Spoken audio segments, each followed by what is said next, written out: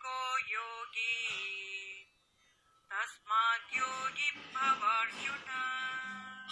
श्रीमद् भगवद गीता अध्याय 6 श्लोक 46। गीता ज्ञान का उद्देश्य या प्रयोजन। यदि हम श्रीमद् भगवद गीता के रूप में आज उपलब्ध शास्त्र के आरंभ से अंत तक गीता का अध्ययन करें, तो हम आश्वस्त होंगे कि एक उद्देश्य मनुष्य को स्वयं की स्थिति में समझाना है। शरीर और आत्मा के बीच का अंतर फिर से देने से, इसे नष्ट करने और इसे यादगार बनाने में कोई संदेह नहीं है। मनुष्य को आत्मा और परमात्मा का ज्ञान प्रदान करने के अलावा आज उपलब्ध 700 श्लोकों में से अधिकांश श्लोक उसे लेस करने के लिए, कर्म, अक्रम और विक्रम के रहस्यों का ज्ञान देने के लिए, वृत्ति और सेवानिवृत्ति के बीच के अंतर को समझाने के लिए हैं। दैवीय और राक्षसी संपत्ति के बीच अंतर को समझाने के लिए, यह ब्रह्मलोक में लौटने का प्रयास करने के बारे में भी है। इस ज्ञान का उद्देश्य गीता के कई श्लोकों में स्पष्ट रूप से कहा गया है। एक श्लोक कहता है, हे अर्जुन, तुम योगी हो क्योंकि योगी सबसे महान है। अध्याय 6 श्लोक 46। अर्थात योगी अद्वेष्टा होता है, वह सबसे मित्रता रखता है, वह सब पर दया करता है, वह निर्मोही, विनम्र और क्षमाशील है, वह सुखदायक में सम रहता है। अध्याय 12 श्लोक 13। वह सदा तृप्त रहता है। अध्याय 12 श्लोक 14। वह स्वयं शोक नहीं करता और दूसरों को दुख नहीं देता। अध्याय 12 श्लोक 15। वह भीतर और बाहर पवित्र है। अध्याय 12 श्लोक 16। गीता में युद्ध पर 15 से 20 श्लोकों का एक अध्ययन इस बात की पुष्टि करता है कि ईश्वर ने हमें ज्ञान की तलवार से कामरूपी दुश्मन या संदेह के दुश्मन के खिलाफ युद्ध छेड़ने की आज्ञा दी है। अध्याय 4 श्लोक 42। तुम पाओगे कि गीता के एक श्लोक में कहा गया है, हे अर्जुन, यदि तुम युद्ध की बात को अहंकार वश नहीं मानते, तो अंत में तुम्हारा स्वभाव ही तुम्हें युद्ध करने के लिए विवश करेगा। अध्याय 18 श्लोक 59। इस श्लोक के आधार पर कई लोग कहते हैं कि भगवान ने मोहित अर्जुन को युद्ध की प्रेरणा देने के लिए ही गीता का ज्ञान दिया था। लेकिन आप आसानी से देखेंगे कि इसी अध्याय में, इस श्लोक के 4-5 श्लोकों पहले, भगवान ने कहा है कि योगी मेरा प्रिय है और योगी वह है जो हिंसा नहीं करता और सार्वभौमिक सद्भाव बनाए रखता है, हमेशा शांत और खुश रहता है। अध्याय 18 श्लोक 54। अध्याय 18 श्लोक 53। इसी लेख में हमने पहले ही एक योगी व्यक्ति की विशेषताओं का उल्लेख किया है कि उसका कोई शत्रु नहीं है, वह किसी से घृणा नहीं करता है और किसी को चोट नहीं पहुंचाता है, वह सभी पर दया करता है और क्षमा करने वाला है। अब विचारणीय बात यह है कि यदि इस युद्ध को यहाँ एक हिंसक युद्ध माना जाए तो यह पिछले श्लोकों के अनुरूप नहीं लगता, इसके विपरीत यह विपरीत मूड बनाता है। तो अगर गीता का मुख्य विषय योगी होना, दैवीय धन को धारण करना, आत्मसात करना और मुक्ति है और जीवन मुक्ति प्राप्ति के लिए है, तो गीता में युद्ध शब्द निश्चय ही मन में चल रहे संघर्ष का वाचक है, क्योंकि योगी को हिंसा, द्वेष, क्रोध, शत्रुता आदि का त्याग कर अहिंसा का पालन करना पड़ता है। इसलिए इसे धर्मयुद्ध कहा जाता है और कहा जाता है कि यदि आप यह युद्ध नहीं लड़ेंगे तो पाप के भागी होंगे। अध्याय 2 श्लोक 33। इसी प्रकार गीता में एक स्थान पर कहा गया है, हे महाबाहो, वीर, सत्व, रज, तम ये त्रिगुण आत्मा को देह संबंध में आसक्ति लाते हैं। अध्याय 14 श्लोक 5। अब आप ही सोचो, इस श्लोक में हिंसक युद्ध का कोई भी प्रसंग न होते महाबाहो का शब्द प्रयोग क्यों किया है?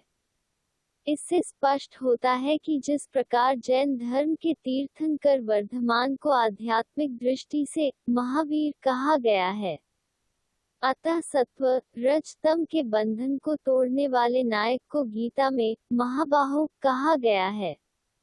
इसी प्रकार गीता में प्रारंभिक अध्याय में कहा गया है, हे वत्स, यह युद्ध स्वर्ग के द्वार खोलेगा। अध्याय 2 श्लोक 32। तो केवल भाग्यशाली क्षत्रिय को ही इससे लड़ने का मौका मिलता है। स्वर्ग जाने का अधिकार किसे है? इसका उत्तर गीता में ही दिया गया है। जब मनुष्य में सत्व गुण प्राप्ति की पराकाष्ठा होती है, तो मनुष्य सर्वश्रेष्ठ अर्थात पवित्र स्वर्ग को प्राप्त करता है। अध्याय 14 श्लोक 14।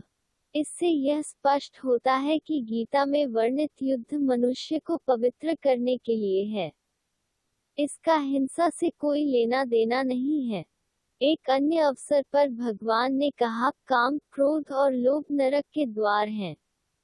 गीता के अनेक श्लोकों में योगी या स्थितप्रज्ञ मनुष्य के गुणों की व्याख्या करते हुए कहा गया है कि योगी उसे कहना चाहिए जिसने इंद्रियों पर पूर्ण विजय प्राप्त कर ली है, वह कामना से तटस्थ है। अध्याय 2 श्लोक 68। अध्याय 12 श्लोक 17। निंदा, प्रशंसा, हानि, लाभ, सफलता असफलता सम रहता है।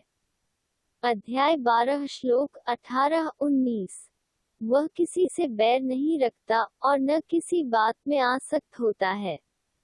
इसके विपरीत उसका मन द्वेषहीन, संतुष्ट, अप्रभावित, शांत और शुद्ध होता है। साथ ही भगवान कहते हैं कि ऐसी योगी आत्मा मुझे प्रिय है। अध्याय 7 श्लोक 17-18। वह मेरे रूप के समान है। और अर्जुन को संबोधित करते हुए भगवान कहते हैं, आप मेरे प्रिय मित्र हैं, इसलिए मैं आपको रहस्य और सर्वोत्तम ज्ञान बताता हूँ। अध्याय 18 श्लोक 64। तो सोचने वाली बात यह है कि यदि भगवंत योगी और बुद्धिमान आत्माओं से प्रेम करते हैं, तो वे अपने प्रिय मित्र प्रिय वत्स अर्जुन से अपने हाथों को थोड़ा ही खून से रंगने के लिए कहते। भगवान ने स्पष्ट शब्दों में कहा है, मुझे हमेशा याद रखो और लड़ो। इसके अलावा मुझे अपना मन और बुद्धि प्रदान करें। हर पल हमारे पुनर्जन्म के पुराने संस्कारों के साथ, कलंकित विचारों के साथ, निश्चित रूप से 4 मनोविकृति के साथ युद्ध जारी है। निस्संदेह गीता ज्ञान का उद्देश्य लोगों को माया या शत्रुपु और उनकी असंख्य सेनाओं से लड़ने के लिए प्रेरित करना और मनुष्य को योग्य बनाना है। युद्ध क्यों? इस संदर्भ में एक बात स्पष्ट करने की आवश्यकता है कि गीता बार बार युद्ध का आदेश क्यों देता है। तथ्य यह है कि मनुष्य जन्म जन्मांतर शरीर के अभिमान और अज्ञानता से विकर्म करता रहता है, और परिणाम स्वरूप उसका मन धीरे धीरे पतित हो जाता है। अंत में एक ऐसी अवस्था आती है जहां व्यक्ति काम विकार के आगे झुककर हार स्वीकार कर लेता है और निराशा में उन पर विजय पाने की आशा छोड़ देता है। वह विकारों को स्वाभाविक और पतित अवस्था को सर्वसामान्य मानता है। वह विकार और मर्दांगी को हराने के विचार को त्याग देता है। वह मानता है कि इस तरह के भारी विकारों के सामने जीवित रहना हमारे लिए संभव नहीं है। तो भगवान किसी सामान्य तरीके से ज्ञान प्रदान नहीं करते हैं। वे कहते हैं कि यह ज्ञान बाणों के समान है, ज्ञान बिंदु दैवी शस्त्र हैं। अरे वत्स, तुम उठो और इस ज्ञान अस्त्र से विकारों का नाश करो। आधुनिक मनोवैज्ञानिक भी कहते हैं कि जब किसी दुर्जय शत्रु का सामना होता है, तो मनुष्य या तो भाग जाता है या उससे लड़ता है। पलायन या लड़ाई मन की 2 प्रवृत्तियां हैं। लेकिन विकार वाला व्यक्ति विकार का सामना नहीं करता है। कर्म संन्यासों की तरह वही या तो अपने कर्तव्यों से भाग जाता है, या बाद में जब विकार से निपटने का समय आता है, तो वह उनके सामने पीछे हट जाता है। लेकिन अब भगवान उन्हें ज्ञान, योग और दैवीय शक्ति के माध्यम से विकार को हराने के लिए प्रेरित कर रहे हैं। इसलिए इन सभी प्रयासों की तुलना युद्ध से की जाती है। इसका उद्देश्य यह है कि मनुष्य अपने विकारों को उदासीनता से नहीं बल्कि युद्ध भावना या लड़ने, युयुत्सु की प्रवृत्ति से समाप्त करे। फिर से जब भगवान इस सृष्टि पर अवतरित होते हैं तो पूरे ब्रह्मांड में एक संघर्ष चल रहा होता है। कहीं भी पूर्ण कल्याण नहीं होता है। आध्यात्मिक युद्ध सबसे महान है। इस युद्ध के माध्यम से सुख और स्वशासन प्राप्त होगा। इस युद्ध से स्वर्ग की स्थापना होगी। इसलिए मुझे याद करो और अपने कलंकित रवैये के खिलाफ लड़ो। यही लक्ष्य है। वह शत्रु पर दृष्टि करता है और उन पर प्रहार करता है। अपने क्षेत्र के कोहरे में रहकर वह लक्ष्य करता है और जीतता है। बुद्धिमान को भी ऐसा ही करना पड़ता है। वह ज्ञान शब्द को तीर के रूप में भी उपयोग करता है और योग के माध्यम से इसे तेज करके विकार को मारने के लिए उपयोग करता है। योग से उसे तीक्ष्ण बनाता है। ज्ञानवान विकार रूपी शत्रु पर विजय पाने के लिए हैं। इसलिए परमेश्वर ने युद्ध की तुलना पवित्रता की खोज से की है। लक्ष्य उद्गम पुरुष जब वह मानव विकारों के साथ साथ कर्मेंद्रियों पर विजय प्राप्त करता है तो वह क्षत्रिय से पूर्ण ब्राह्मण बन जाता है और अगले जन्म देवपद की स्थिति प्राप्त करता है। तब वह उसकी जीवन मुक्त अवस्था है। साथ ही उसे स्वर्गिक आनंद की प्राप्ति होती है। महाभारत में लिखा है कि इस रहस्य का ज्ञान न होने के कारण युधिष्ठिर पांडव के साथ हिमालय पर चढ़ते रहे। अंत में योद्धाओं में से एक युधिष्ठिर स्वर्ग में पहुंच गया, जबकि बाकी भाई पहाड़ से नीचे गिर गए और मर गए।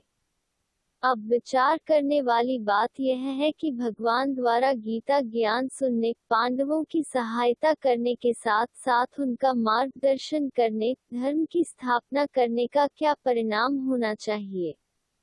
यह कोई आरोहण नहीं है। वास्तव में उत्तरोत्तर अपने आप में दैवीय गुणों की धारणा करना, योग का अभ्यास करना, मन में सूक्ष्म रूप से वश में आने वाले विकारों पर विजय पाना हिमालय जैसे पर्वत पर चढ़ने के समान कठिन है। इसके लिए प्रयास करना स्वर्ग पर चढ़ना है। संक्षेप में, गीता ज्ञान का लक्ष्य मन, वचन और कर्म को शुद्ध करना, आध्यात्मिक रूप स्वधर्म में स्थित होना, परमपिता के साथ योग करना, जीवन में दिव्य गुणों को धारण करना और दूसरों की सेवा करना है। ज्ञान के रूप में या ज्ञान यज्ञ बनाने के लिए। इसके लिए हमें अप्रलोभनों को त्याग कर बुराइयों से लड़ना होगा। लोकलाज, आसुरी सीमा, झिझक, भय आदि को छोड़कर योग द्वारा मुक्ति, शांतिधाम और देवपद, जीवन मुक्ति प्राप्त करने का प्रयास करना चाहिए। Please subscribe this channel to see continuous updates of this series.